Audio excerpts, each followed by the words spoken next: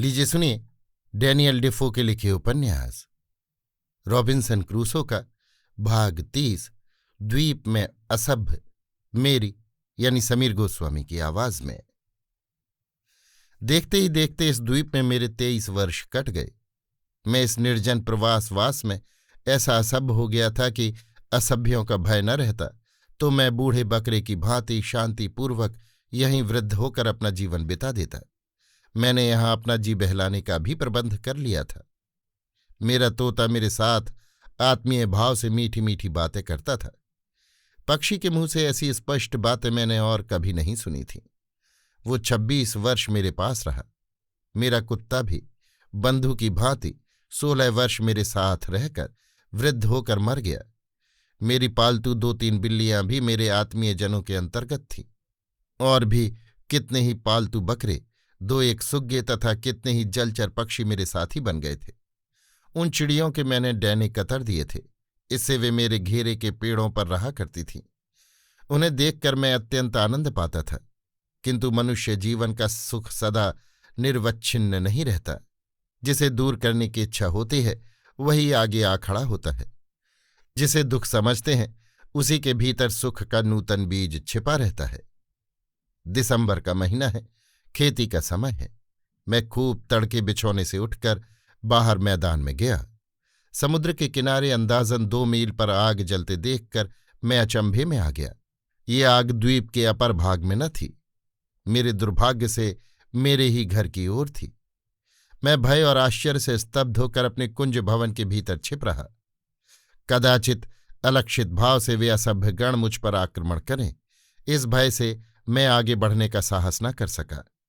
वहां भी देर तक ठहरना उचित नहीं समझा। क्या जाने यदि मेरे खेत या मेरे हाथ का कोई काम देखने से उन्हें यहां मनुष्यवास का गंध मिले तब तो वे लोग मेरा पता लगाए बिना न छोड़ेंगे। ये सोचकर मैं अपने किले के पास दौड़ आया और बाहर जो कुछ चीजें थीं उन्हें किले के भीतर रख दिया, जिसमें किसी को ये न मालूम हो कि यहाँ कोई आदमी रहता है। फिर भीतर जाकर बाहर की सीढ़ी खींच ली। अब मैं कुछ स्थिर होकर आत्मरक्षा का प्रबंध करने लगा। बंदूकों को भरा और किले की दीवार से सटाकर रख दिया। अब मैं ईश्वर से सहायता की प्रार्थना करने लगा। मैं किले के भीतर 2 घंटे किसी तरह बैठा, फिर बाहर की खबर लेने के लिए व्यग्र हो उठा। मेरे पास चर तो था नहीं जिसे जासूसी के लिए भेजता। कुछ देर और अपेक्षा करके सीढ़ी लगाकर पहाड़ के ऊपर ठहराव की जगह उतर आया। फिर सीढ़ी को पहाड़ से लगाकर उसकी चोटी पर चढ़ गया। वहां लेटकर स्थिर दृष्टि से देखा। आगे के चारों ओर 9 असभ्य बैठे हैं, जो सब के सब नंगे हैं। ऐसा जान पड़ा जैसे वे लोग राक्षसी वृत्ति को चरितार्थ करने के लिए मनुष्य का मांस पका रहे हों। उन लोगों के साथ 2 डोंगियां थीं। दोनों को खींचकर उन्होंने बालू के ऊपर ला रखा है। अभी भाटा था। शायद ज्वार आने पर नाव को बहाकर ले जाने की अपेक्षा से वे लोग बैठे हैं। पीछे उन लोगों को अपने घर की ओर और इतने सन्निकट आते देखकर मैं तो भय से सूख कर काठ हो गया। किंतु इतना मैं समझ गया कि वे लोग भाटा पड़ने के समय आते हैं और ज्वार आते ही चल देते हैं। इसलिए ज्वार के समय मैं खूब निश्चिंत होकर खेतीबाड़ी का काम कर सकूंगा। ये सोचकर मैं खुश हुआ। ज्वार आने के 1-आध घंटा पहले ही से वे लोग आग की परिक्रमा करके नाना प्रकार के अंग विक्षेप के साथ नाचने लगे। मैं दूरबीन के द्वारा उन लोगों का अंग विक्षेप स्पष्ट रूप से देख रहा था। वे बिल्कुल नंग धड़ंग थे। एक भी वस्त्र उनके शरीर पर न था। वे लोग पुरुष थे या स्त्री, अथवा उनमें कितने पुरुष और कितनी स्त्रियां थीं, ये इतनी दूर से मैं नहीं जान सका। ज्वार आते ही उन लोगों ने नाव खोल दी और लग्गा लेकर नाव खेने लगे। उन लोगों को जाते देखकर मैं झटपट दोनों कंधों पर 2 बंदूकें, कमरबंद में 2 पिस्तौल और हाथ में नंगी तलवार लेकर जिधर उन निरशंसों को देखा था उधर खूब जोर से दौड़ कर गया। इतना बड़ा बोझ लेकर वहां पहुंचते प्रायः 2 घंटे लग गए। वहां जाकर देखा कि छोटी बड़ी सब मिलाकर 5 डोगियां आई थीं। वे सब की सब एक साथ समुद्र के अपर तट में जा रही हैं। कैसा भयंकर दृश्य है। उस समय भी वहां आग के चारों ओर उन लोगों के प्रचंड आनंद का कारण दग्ध नरमांस और नरकपाल जहां तहां बिखरे पड़े थे। ये हृदय विदारक दृश्य देखकर उन नरमांस खादकों को मारने की प्रवृत्ति और भी प्रबल हो उठी। वे लोग कभी कभी यहाँ आते थे। इसके बाद 15 महीने तक उन लोगों के आने का कोई चिन्ह दिखाई नहीं दिया, तो भी मैं बराबर भयभीत बना रहता था। सदा विपत्ति के भय से दबा रहना बड़ी विडंबना है। इसकी अपेक्षा विपत्ति का आ जाना कहीं अच्छा है। मैं भी नरखादकों के भय से मन ही मन पक्का नरघाती बन गया। इस दफे उन लोगों के आने पर किस उपाय से उन्हें मार डालना होगा, इसी की चिंता सदा मन में लगी रहती थी। रात में खूब अच्छी नींद नहीं आती थी। मैं भयंकर स्वप्न देखकर चौंक उठता था। यों ही महीने पर महीना बीतने लगा। भाग 31। द्वीप के पास जहाज का डूबना। क्रम क्रम से मई महीना आया। उस दिन 16वीं तारीख थी। मेरी काठ की यंत्री की गणना से यही ठीक था। दिन भर आंधी के साथ साथ पानी बरसता रहा। रात में भी हवा का वेग कम न हुआ। वज्र विद्युत का प्रभाव भी ज्यों का त्यों बना रहा। मैं बैठकर बाइबिल पढ़ रहा था। एकाएक समुद्र में तोप का धड़ाका सुनकर मैं चकित हुआ। मैं आश्चर्यान्वित होकर झट अपने आसन से उठ बैठा। सीढ़ी के सहारे पहाड़ की चोटी पर चढ़कर मैंने देखा। जिस तरफ स्रोत के प्रखर वेग में पड़कर मेरी नाव बह चली थी, उसी ओर आग की झलक दिखाई दी। मैंने निश्चय किया कि वहीं से तोप की आवाज आई है। यथार्थ में थी भी यही बात। आध मिनट के बाद फिर तोप का शब्द सुन पड़ा। कोई जहाज तूफान में पड़कर सहाय का संकेत कर रहा है। मेरी समझ में झट एक बात आ गई। मेरे आसपास वहां जितनी सूखी लकड़ियां थीं, सबको मैंने इकट्ठा किया और चकमक से आग बनाकर उसमें बत्ती लगा दी। आग लगते ही बल उठी। ऐसा करने का मेरा ये अभिप्राय न था कि मैं उस जहाज की कुछ सहायता कर सकूंगा। मेरा इरादा तो ये था कि वही शायद मेरी कुछ सहायता कर सके। मेरे द्वारा प्रज्वलित आग का प्रकाश जहाज के लोगों ने देख लिया। मेरी आग की ज्वाला ऊपर की ओर उठते ही पहले तोप की आग की झलक देख पड़ी, फिर पीछे शब्द सुन पड़ा। उसके बाद धड़ाधड़ तोप की आवाज होने लगी। मैंने सारी रात बैठकर आग जलाई। सुबह होने पर बहुत दूर समुद्र में कुछ दिखाई दिया, किंतु दूरबीन लगाकर भी मैं ठीक न कर सका कि वो क्या था। मैं दिन भर बार बार उसी ओर देखने लगा, किंतु उससे कुछ फल न हुआ। मैंने सोचा कि कोई जहाज लंगर डाले ठहरा है। मैं बंदूक को लेकर झट पहाड़ से उतरा और द्वीप के दक्षिण ओर दौड़ा गया। वहां पहाड़ पर चढ़कर नैराश्य भाव से देखा। वो एक टूटा हुआ जहाज था। उसी भंवर के पास वो पहाड़ से टकराकर टूट जाने के कारण जलमग्न हो गया है। उसके नाविक और यात्री क्या हुए, कहाँ गए, इसका कुछ पता नहीं। उस भग्न जहाज को देखकर मैं बहुतेरा अनुमान करने लगा। मैं जिस अवस्था में था उसमें उन लोगों की विपत्ति में संवेदना प्रकट करने के अतिरिक्त और सहाय कर ही क्या सकता था। शायद दूसरे जहाज ने उन लोगों का इस विपदा से उद्धार किया हो, किंतु उसका कोई लक्षण दिखाई नहीं दिया। तो क्या इतने जीव सब के सब एक साथ डूब मरे? हाय, यदि उनमें से एक भी आदमी बचकर मेरे पास आता तो मैं संगी पाकर कितना खुश होता। उसके साथ बातचीत करके जी का बोझ हल्का करता। उन नौकारोहियों में कोई बचा या नहीं ये मुझे मालूम न हुआ, किंतु कई दिनों के बाद एक जलमग्न लड़के का मृत कलेवर उतराता हुआ समुद्र के किनारे आ लगा। उसकी पोशाक नाविक की थी। वो किस देश या किस जाति का था, ये उसे देखकर मैं न जान सका। उसके पॉकेट में 2 अठन्नियां और एक तंबाकू पीने का नल था। तंबाकू के नल को मैंने रुपए से कहीं बढ़कर मूल्यवान समझा। तूफान रुक गया था। मैं अपनी डोंगी पर चढ़कर उस भग्न जहाज को देखने के लिए अत्यंत उत्कंठित होने लगा। संभव है उसमें मेरे लिए आवश्यक अनेक पदार्थ मिल जाएं। इसकी अपेक्षा मुझे ये भावना और भी उत्साहित करने लगी कि उसमें यदि कोई प्राणी असहाय अवस्था में होगा तो उसके प्राण बचा सकूंगा। ये संभावना मेरे मन को क्षण क्षण में इस प्रकार उत्तेजित करने लगी जैसे इस काम के लिए ईश्वर मुझे प्रेरणा कर रहे हों। उन्हीं के प्रेरणा विधान पर अपने को निर्भर कर मैं जहाज देखने के लिए जाने की आयोजना करने लगा। मैं अपने किले के भीतर आकर एक घड़ा पानी, कुछ रोटियां, थैली भर सूखे अंगूर और एक दिग्दर्शक यंत्र लेकर नाव में रख आया। इसके बाद फिर लौटकर किले के अंदर से एक थैली में खाना, अपनी छतरी, एक घड़ा और पानी, 2 दर्जन चपातियां, कुछ पूवे, बोतल भर दूध और कुछ खोया साथ लेकर पसीने से तरबतर होता हुआ बड़े कष्ट और कठिनाई से अपनी डोंगी तक पहुंचा। सब चीजों को डोंगी पर लाद कर और भगवान का नाम लेकर मैं डोंगी में सवार हो रवाना हुआ और धीरे धीरे उस भीषण स्रोत के पास पहुंचा।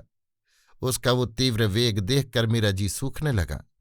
आखिर मैंने ज्वार आने पर जाने का निश्चय किया। वो रात मैंने नाव ही पर बिताई। सवेरे ज्वार आते ही मैंने डोंगी खोल दी। 2 ही घंटे में प्रखर प्रवाह के सहारे उस टूटे हुए जहाज के पास जा पहुंचा। जहाज की दुर्दशा देखकर मेरी छाती फट गई। वो 2 पहाड़ों के बीच में पड़कर चूर चूर हो गया है। उसका अगला और पिछला हिस्सा समुद्र की तरंग ताड़ना से भग्न हो गया है। जहाज की गढ़न देखकर मैंने समझ लिया कि वो स्पेन देश का था। जहाज के पास डोंगी के पहुंचते ही जहाज पर एक कुत्ता मेरी ओर झुक झुक कर भूंकने लगा। मेरे बुलाते ही वो समुद्र में कूद पड़ा।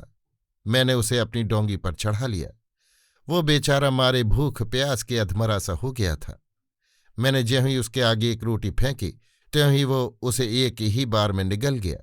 तब उसे पीने को थोड़ा सा पानी दिया। यदि मैं उसे पानी पीने से न रोकता तो शायद वो इतना पानी पी लेता कि पेट फटने से मर जाता। इसके बाद मैं जहाज के ऊपर गया। देखा रसोई घर में 2 आदमी एक दूसरे से चिपके हुए मरे पड़े हैं। इस कुत्ते के सिवा जहाज पर एक भी प्राणी जीता न मिला। 2 संदूक को मिले। उनमें क्या है ये देखे बिना ही उन्हें उठाकर मैं अपनी डोंगी पर ले आया। कमरे के भीतर कई बंदूकें और बारूद की थैलियां थीं। बंदूकों की आवश्यकता न थी, केवल बारूद उठाकर ले आया। कितने ही काठ के बर्तन, जंजीर, चिमटा और कोयला खोदने के कुदाल मिले। ये चीजें बड़ी आवश्यक थीं। इन चीजों और कुत्ते को लेकर मैं लौट चला। कारण ये कि भाटा शुरू हो गया था। मारे परिश्रम के थककर मैं सांझ को अपने द्वीप में लौट आया। इतना थका था कि नाव से उतरने का साहस न हुआ। उस रात को नाव में ही सो रहा। जहाज से लाई हुई नई चीजों को घर न ले जाकर नवीन गुफा के भीतर रखने का निश्चय किया। सवेरे उठकर सब चीजों को किनारे उतर कर ले गया और देखने लगा कि कौन कौन चीजें हैं। संदूक को खोला। उसमें बहुत सी जरूरी चीजें मिलीं। संदूक में मुख्य चीजें थीं। आटा, बोतल में भरी कुछ मिठाई, अच्छी अच्छी कमीजें, 1.5 दर्जन रूमाल और छींट का गुलूबंद। इस उष्ण प्रधान देश में हाथ मुंह पोंछने के लिए रूमाल की बड़ी आवश्यकता थी। दूसरे संदूक में रुपए, सोने का पत्र और बारूद थी। यद्यपि ये चीजें प्रयोजनीय थीं, परंतु ऐसी न थीं जिससे मेरा विशेष उपकार होता। रुपया बहुत मिला ही तो किस काम का। वो तो अभी मेरे पैर की धूल के बराबर है। उसकी न यहाँ कुछ उपयोगिता है और न कुछ मोल है। 2-3 जोड़े जूतों के बदले मैं ये सब रुपए खुशी से दे सकता था। बहुत दिनों से जूते न होने से कष्ट हो रहा था। जहाज के रसोई घर में जो 2 आदमी लिपटे हुए मरे पड़े थे, उनके पैरों से मैं 2 जोड़े जूते खोल कर लाया था और 2 जोड़े संदूक में मिल गए, किंतु ये पहनने में उतने सुखप्रद न थे। इस जहाज में बहुत धन रत्न थे, किंतु जिस भाग में वे सब थे वो जल में डूब गया था। नहीं तो मैं कई नाव सोने चांदी और रुपयों से अपनी गुफा को भर देता।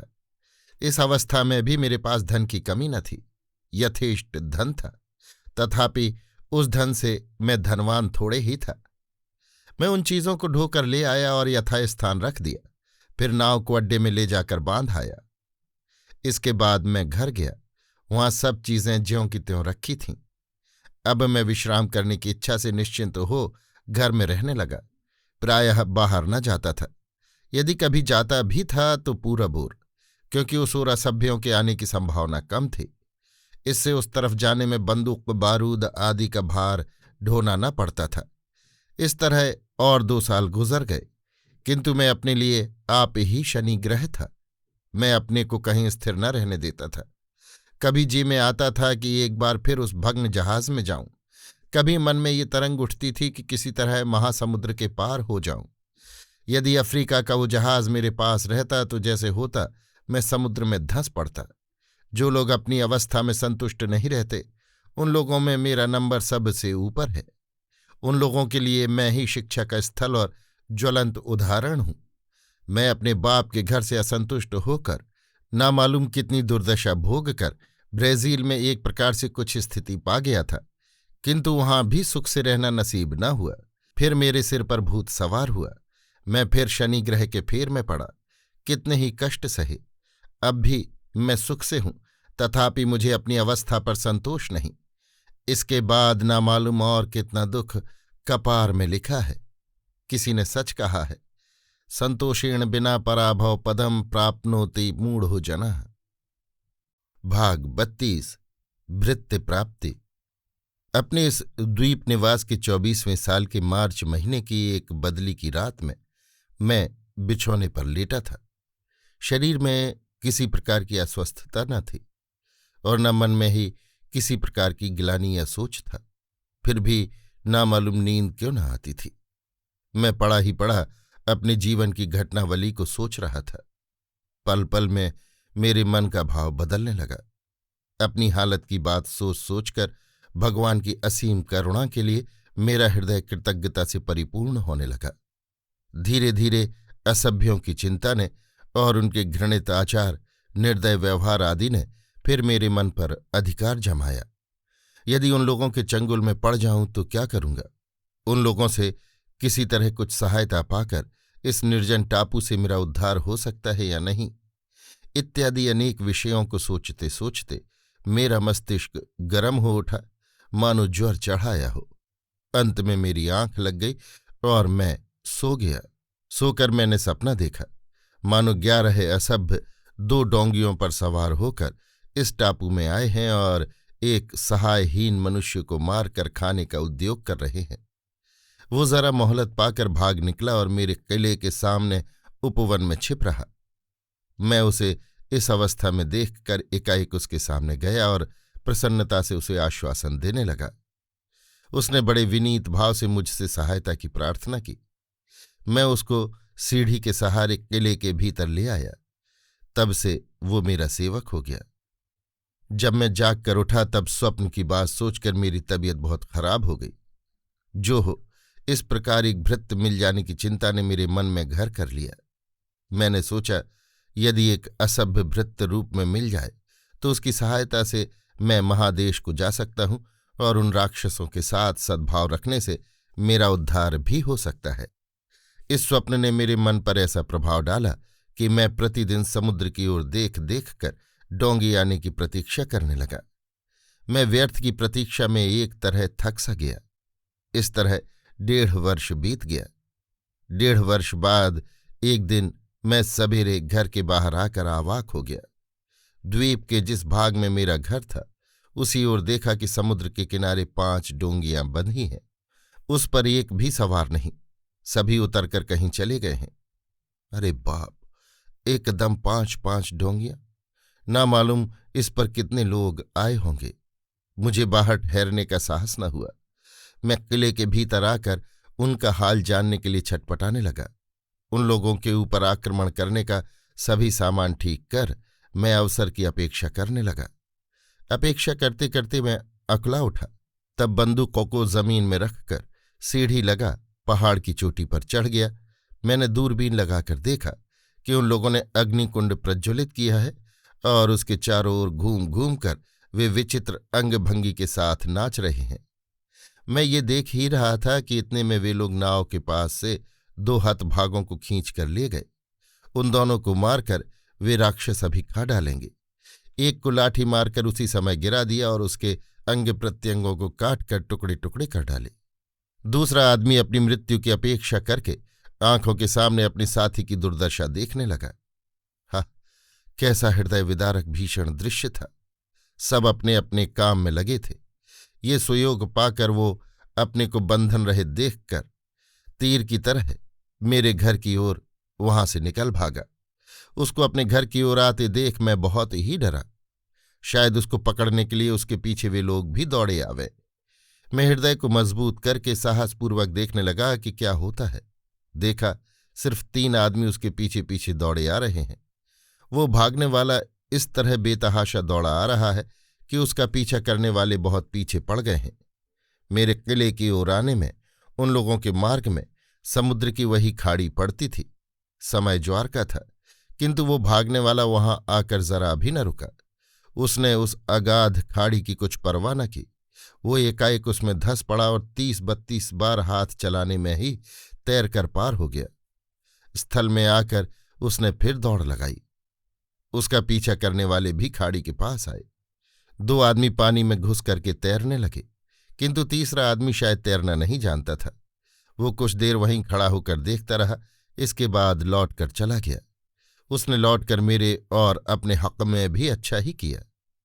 उसके आने से मेरे दुश्मनों की संख्या में एक की और वृद्धि होती। ये मेरे लिए हानिकारक होती, और वो आता तो मेरे हाथ से जरूर मारा जाता, सो ये उसके लिए भी कभी अच्छा न होता। मैंने देखा कि भागने वाले की अपेक्षा पीछा करने वालों को उस खाड़ी को पार करने में दुगना समय लगा। मैं झटपट पहाड़ी से उतर पड़ा और 2 बंदूकें लेकर फिर पहाड़ पर चढ़ गया। पहाड़ पर से धीरे धीरे समुद्र की ओर उतरकर शीघ्र ही उन दोनों भागने और पीछा करने वालों के बीच जा पहुंचा। तब मैंने भागने वाले को पुकारा। वो पीछे मुड़कर और मुझे देखकर और भी भयभीत हुआ। मैं उसको हाथ का इशारा देकर और अपनी ओर आने का संकेत करके धीरे धीरे पीछा करने वालों की ओर अग्रसर होने लगा। उन दोनों में जो आगे था उस पर एकाएक आक्रमण करके मैंने बंदूक के कुंदे के धक्के से धीरे से उसे धरती पर गिरा दिया। मैं बंदूक की आवाज न करना चाहता था, क्योंकि आवाज होने से उसके और साथी सुन लेते। उसको गिरते देख उसका साथी ठिठक कर खड़ा हो रहा। मैं उसकी ओर झपटा, देखा तो उसके पास धनुष बाण है और वो धनुष पर तीर चढ़ा रहा है। तब मैं उसे गोली मारने को बाध्य हुआ। मैंने एक ही गोली में उसका काम तमाम कर दिया। दोनों दुश्मनों को गिरते देख भागने वाला साहस पाकर ठहर गया, किंतु मेरी बंदूक की आवाज से वो एकदम स्तंभित और चकित हो गया। उससे न अब भागते ही बनता था और न मेरी ओर आते ही। वो कुछ देर जड़वत खड़ा रहकर फिर भागने का मौका देखने लगा। मैंने फिर उसे पुकारा। वो कुछ आगे की ओर बढ़ा। इसके बाद वो 2-1 डग मेरी ओर आता और फिर खड़ा हो रहता। यूं ही रुक रुक कर वो आता था और भय से थर थर काँपता था। शायद वो मन ही मन सोच रहा था कि जो दशा मेरा पीछा करने वालों की हुई है वही अब की बार मेरी होगी। मैंने उसको इशारे से यथासंभव आश्वासन देकर फिर पुकारा। तब वो साहस करके 10-12 कदम मेरी ओर आता और झुक-झुक कर प्रणाम करता था। मैंने फिर मुस्कुराकर इशारे के द्वारा उसको अपनी ओर बुलाया। आखिर डरते डरते वो मेरे पास आया। उसने धरती छूकर बड़े विनीत भाव से प्रणाम किया और मेरा पैर उठाकर अपने सिर पर रखा। मैंने धरती से उठाकर इशारे से जहां तक संभव था उसे आश्वासन दिया। जिसको मैंने धक्का मारकर गिरा दिया था वो मरा नहीं था, सिर्फ मूर्छित हो गया था। अब वो धीरे धीरे सचेत होकर उठ रहा था। ये देखकर उस विद्रावित ने मुझसे क्या कहा उसका एक अक्षर भी मेरी समझ में न आया। फिर भी उसने मेरे कानों में मानो अमृत बरसाया। कारण ये कि 25-26 वर्ष बाद आज ही पहले पहल मनुष्य का कंठस्वर सुन पड़ा। वो गिरा हुआ आदमी होश आने पर उठ बैठा। तब मेरा वो आनंद जाता रहा। मैंने झट उसकी ओर बंदूक को उठाई। ये देखकर उस पलायित व्यक्ति ने मुझसे तलवार मांगी। मेरी कमर में नंगी तलवार लटक रही थी। मैंने उसको तलवार दे दी। तलवार लेकर वो एक ही दौड़ में अपने शत्रु के पास गया और एक ही वार में उसका सिर धड़ से उड़ा डाला। वे लोग काठ की तलवार का इस्तेमाल करके ही ऐसे सिद्धहस्त होते हैं। उनकी तलवार काठ की होती है सही, किंतु वो ऐसी पैनी होती है कि एक ही हाथ में बेखटके गला काट सकती है। दुश्मन का सिर काटकर वो मारे खुशी के उछलने लगा। विचित्र ढंग से अंग विक्षेप करते नाचते हुए उसने तलवार और कटे सिर को मेरे सामने लाकर रख दिया। फिर उसने उस निहत मनुष्य के पास जाने की अनुमति चाही। मैंने कह दिया जाओ। वो उसके पास जाकर चुपचाप खड़ा हो रहा। तदनंतर उसे उल्टा पलटा कर देखने लगा। उसके हृदय के पास जहां गोली लगी थी उस जगह को उसने बड़े ध्यान से देखा, किंतु मैंने उसे किस तरह मारा ये कुछ भी उसकी समझ में न आया। तब वो उसका धनुष बाण उठाकर मेरे पास ले आया। अब मैंने उसको अपने साथ चलने का इशारा किया और उसको समझा दिया कि इन दोनों की तलाश में और लोग भी आ सकते हैं। तब उसने भी संकेत के द्वारा अपने मन का भाव व्यंजित किया कि इन मुर्दों को बालू में गाड़ देना अच्छा होगा, इससे कोई देख न सकेगा। मैंने गाड़ने की अनुमति दी। उसने तुरंत हाथ से बालू हटाकर 15 मिनट के भीतर दोनों मुर्दों को बालू के नीचे छिपा दिया। तब उसको मैं अपनी नई गुफा में ले गया। वहां जाकर मैंने उसको रोटी, किशमिश और पानी पीने को दिया। उसको बड़ी भूख और प्यास लगी थी, दौड़ने से थक भी गया था। मैंने एक जगह धान का पयाल बिछाकर बिछौना बना लिया था, वही दिखाकर उसको लेटने के लिए कहा। वहीं जाकर वो लेट रहा और सो गया। वो अच्छा हट्टा कट्टा, तंदुरुस्त और लंबा था।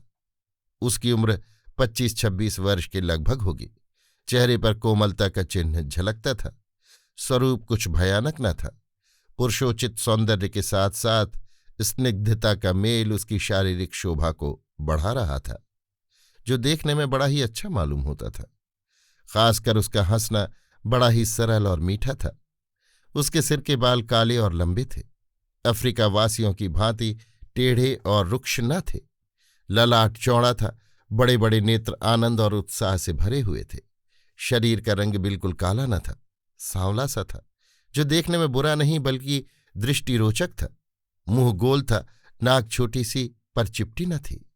गला पतला और दांत हाथी दांत की तरह खूब सफेद थे।